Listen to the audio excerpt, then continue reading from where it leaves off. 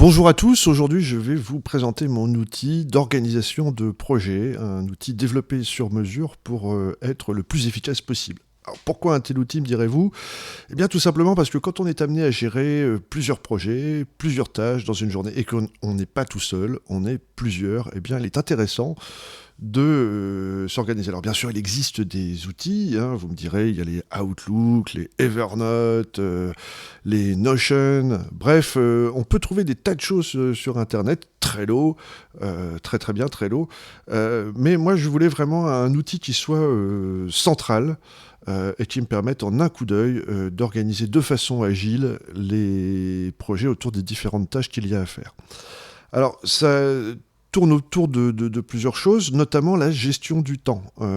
Parce que finalement, la seule ressource dont on ne dispose pas à l'infini, c'est le temps. On peut faire tout ce qu'on veut, mais les journées ne font que 24 heures, donc il est important d'être efficace.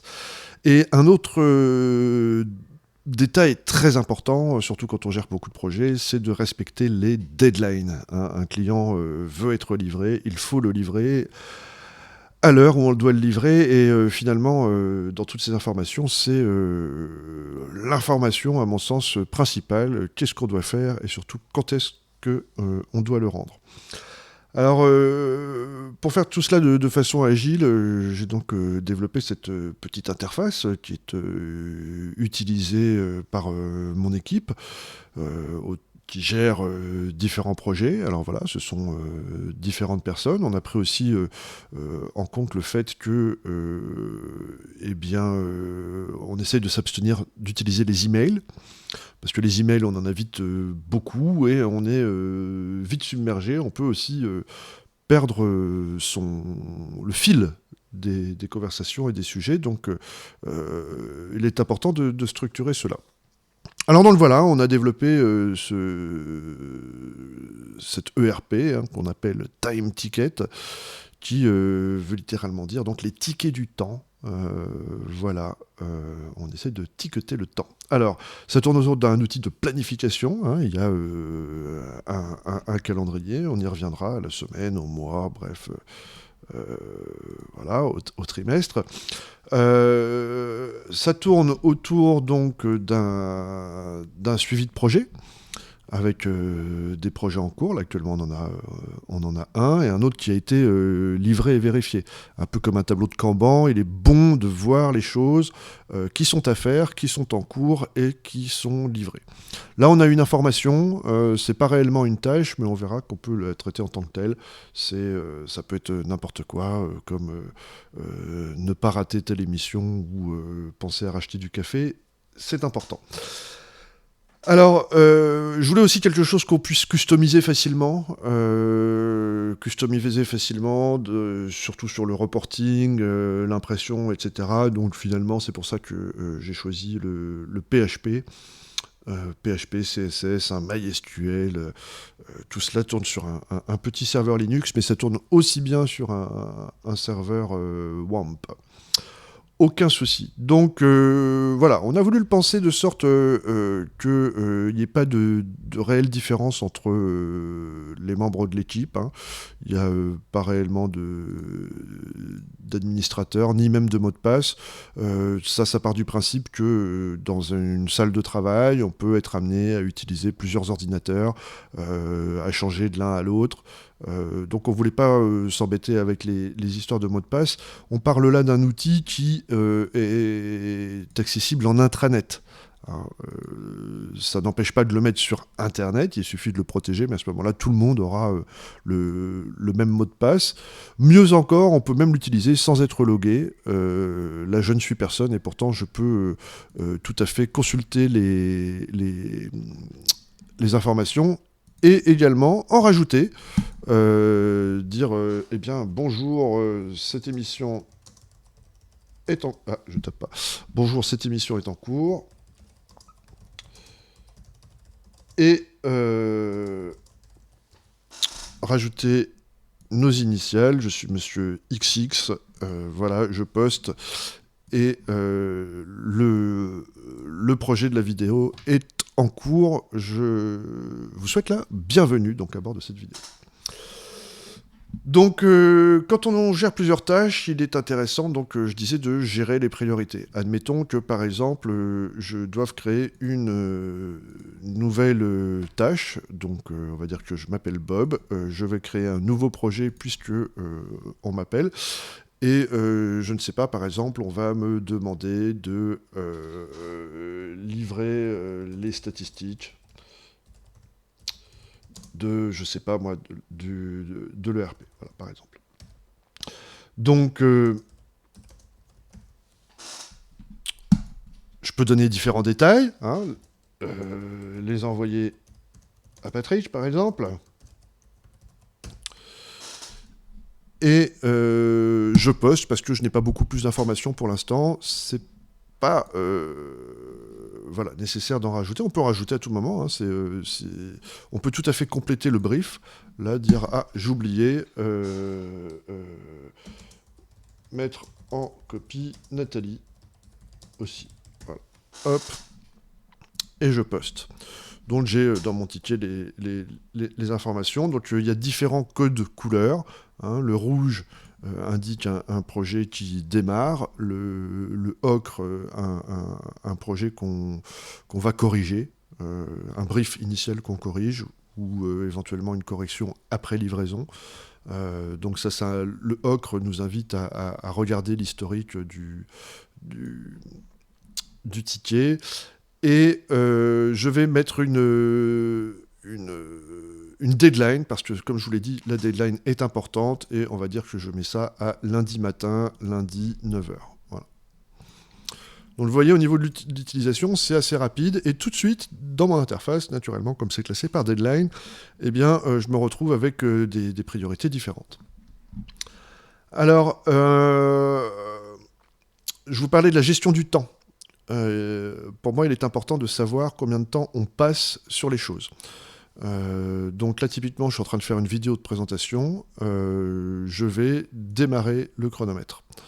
Ce qui va indiquer, donc, venir mémoriser le temps passé sur le projet. Actuellement, je vois que Alice a déjà passé 32 minutes sur le projet pour préparer les différents éléments. Et moi, j'arrive en second. Donc on a cette notion de gestion du temps, on a cette notion de priorité par deadline, on a donc cette vue globale. Il est temps de rentrer maintenant dans ce qui va nous aider également, à savoir la classification des choses.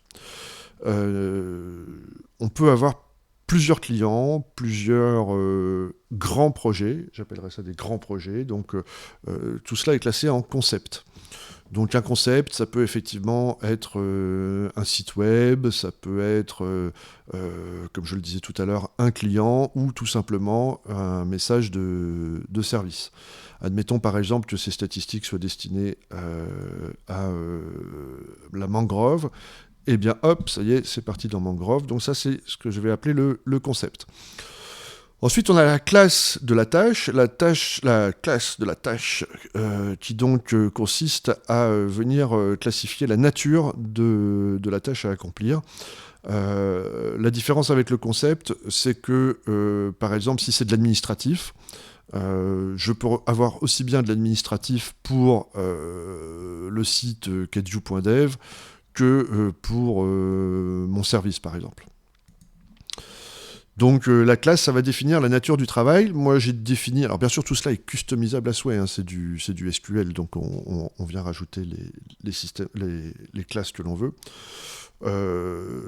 Si je vais voir la vidéo de présentation, j'ai classé ça dans vidéo, bah oui, parce que c'est de la vidéo. J'aurais très bien pu mettre ça dans communication, mais peut-être que dans communication, on verra davantage la publication sur un site web ou un mailing, voilà. Mais bon, là-dessus, on peut rajouter des tas de choses, du développement, s'il s'agit de faire du développement. Voilà, donc là, on va le laisser en vidéo et revenir sur donc notre ticket que nous étions en train de remplir. Et je vais définir un système. Donc le système, c'est quelles sont les ressources de l'entreprise que j'utilise. Est-ce que je vais utiliser la plateforme Linux, mobile ou Windows? Je dirais que pour faire les statistiques, je vais utiliser ça sur Windows par exemple, ce qui correspond à mon poste de travail. J'ai un poste de travail mobile, etc. Bon, ça, là, on peut donc définir quel est le système principal que l'on va utiliser. Vient enfin le format. Alors le format, là ici je l'ai choisi en privé ou en public. On va dire que les statistiques ça ne regarde personne, on va le laisser en privé. Là aussi le format est tout à fait définissable à convenance. Ça peut être un langage de programmation, ça peut être un format vidéo, ça peut être voilà, une taille, un calibre qui sera transverse aux autres dénominateurs. Et donc, la deadline. Voilà, le ticket va vivre sa vie. Je vous parlais d'une vue globale. Il est intéressant donc de voir, par exemple, que ce ticket va apparaître parce qu'il est actuellement en cours. En fait, non, il apparaît pas. Ah bah oui, parce que j'ai mis la deadline à la semaine prochaine. Donc, on va regarder. Voilà. Donc, ce qui est intéressant, voilà, c'est de voir que je sais que pour lundi matin, j'ai des statistiques à livrer. Pour 9h du matin, deadline. Donc là, ça apparaît bien. Donc c'est-à-dire que sur cette vue, voilà, là j'avais des petites choses un petit peu avant, je vois que je peux voir combien de temps j'ai passé sur quelque chose, et en vert, on voit les deadlines. Voilà. Autre chose intéressante que l'on peut voir apparaître sur le calendrier, ce sont les événements. Les événements vont correspondre à une tâche planifiée. En général, c'est la tâche qui est vendue au client. Donc, parce que le client, en général, il achète des heures ou il achète des jours. Donc, il est bon de mettre cela en relation avec une référence qui peut être une commande, un numéro de facture.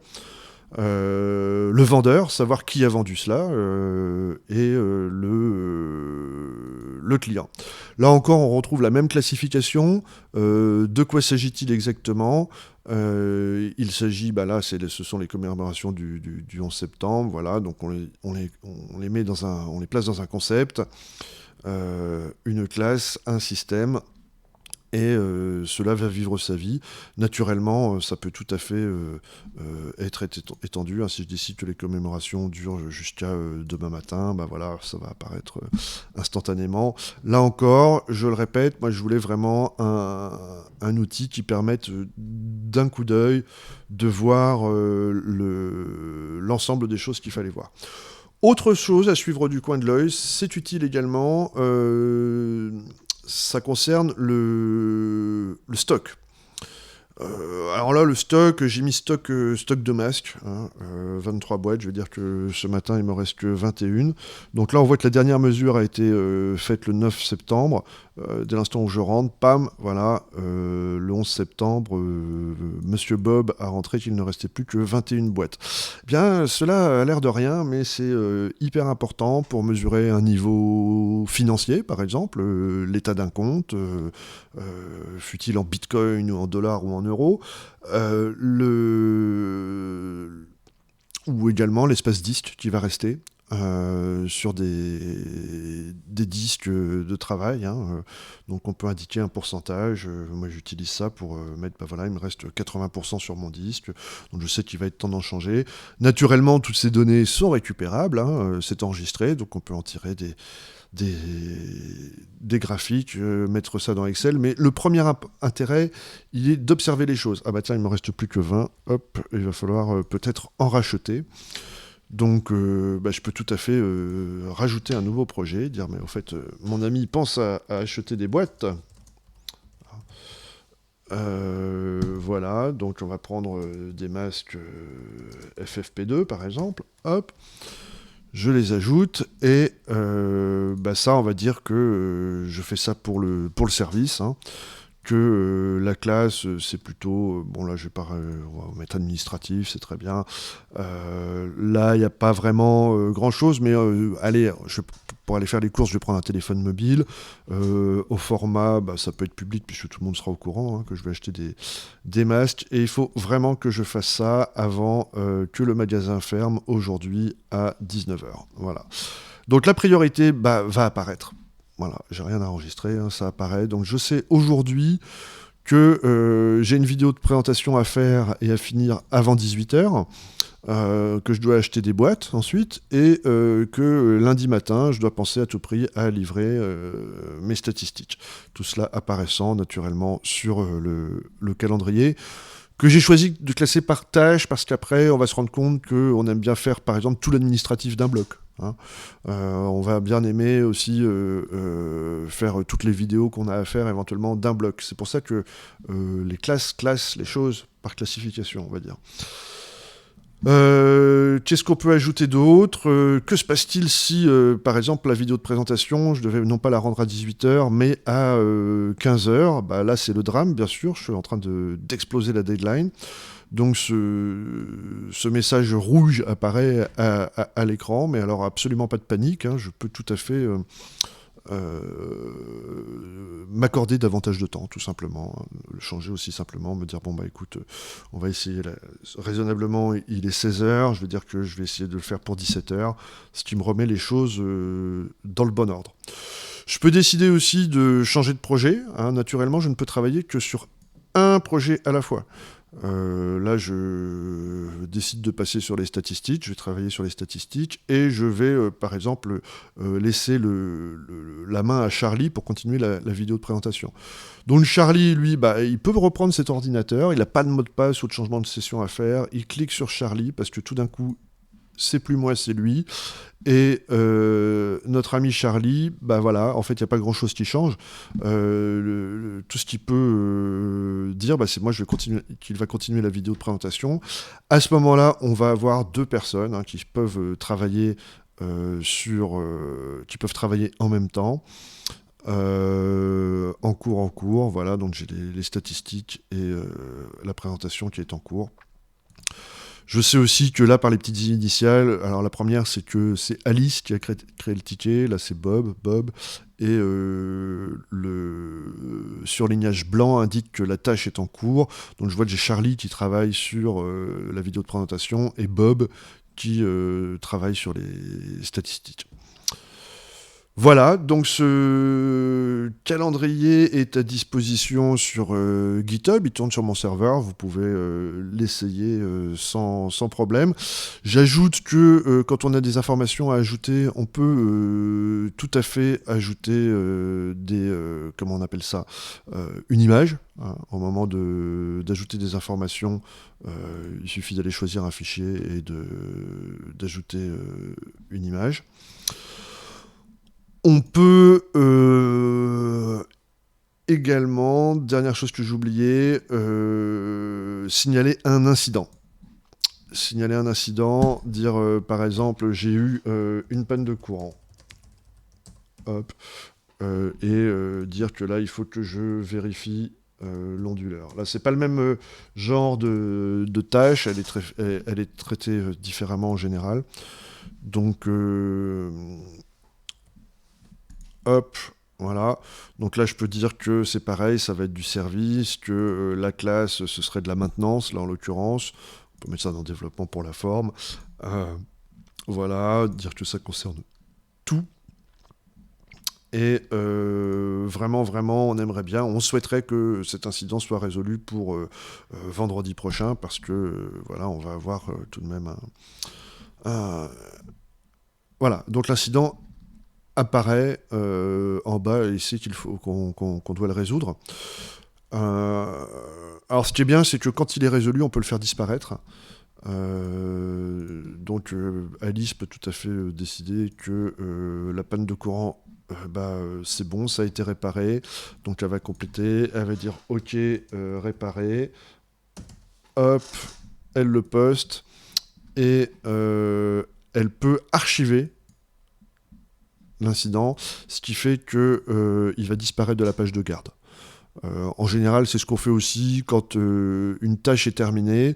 C'est bien de la laisser quelque temps pour que tout le monde soit au courant que la tâche est terminée, mais quand elle est terminée, on l'archive, ce qui simplifie d'autant la lecture du portail. Bien sûr, on peut toujours ouvrir n'importe quel ticket en sélectionnant son concept. Par exemple, je veux voir uniquement les choses qui sont relatives au service. Eh bien, très bien, je sais que dans mon service, en statut rouge, il me reste à aller acheter des boîtes et que là, j'ai un incident qui était une panne de courant, donc il faut peut-être se méfier. Mais je vois que ça a été réparé, donc ok, pas de souci. Et bien sûr, tout cela se met à jour.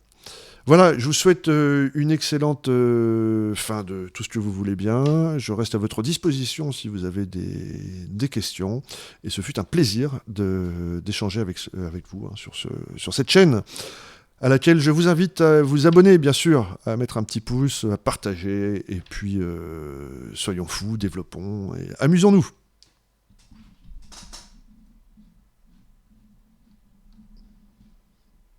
Alors, il y a 2 écrans, donc il faut que j'arrête l'enregistrement. Voilà, bye bye!